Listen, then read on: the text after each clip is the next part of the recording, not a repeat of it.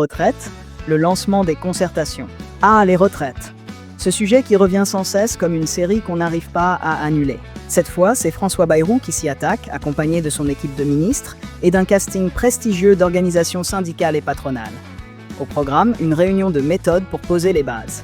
Traduction, une réunion pour décider comment on va décider. Oui, parce que dans le merveilleux monde de la politique, discuter, c'est déjà une avancée. C'est ce vendredi à 11h précises que François Bayrou a donné le coup d'envoi des discussions sur la réforme des retraites. La réunion s'est tenue au ministère du Travail et a réuni 4 ministres, ainsi que les représentants des grandes organisations syndicales et patronales. L'objectif, fixer le cadre et la méthode des concertations à venir, selon Matignon.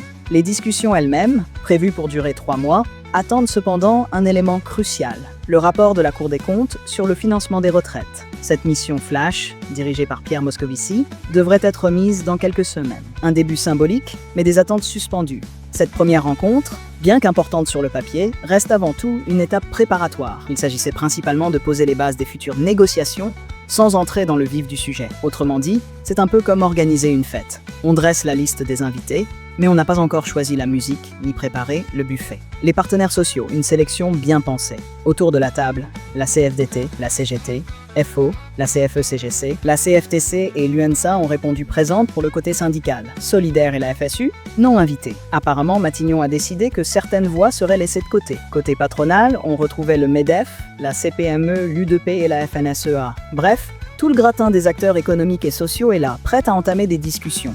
Mais discuter, c'est une chose, avancer, c'en est une autre. Pendant ce temps, les Français attendent. Ils veulent savoir à quel âge partiront-ils à la retraite ? 64 ans ? 65 ans ? Ou pire, jamais. Leur pouvoir d'achat sera-t-il préservé ou devront-ils encore serrer la ceinture ? Et pendant que les partenaires sociaux discutent, eux, ils espèrent une réforme juste et équilibrée. Mais soyons réalistes, ce genre d'équilibre est aussi rare qu'entre les syndicats et le patronat. Alors, que peut-on attendre de ces concertations ? Une réforme qui satisfera tout le monde ? Une solution miracle pour sauver le système des retraites ? Non, bien sûr que non. Mais au moins, on aura discuté, et c'est déjà ça. Parce que dans le monde de la politique, discuter, c'est un peu comme un début de victoire, même si personne ne sait qui est vraiment gagnant.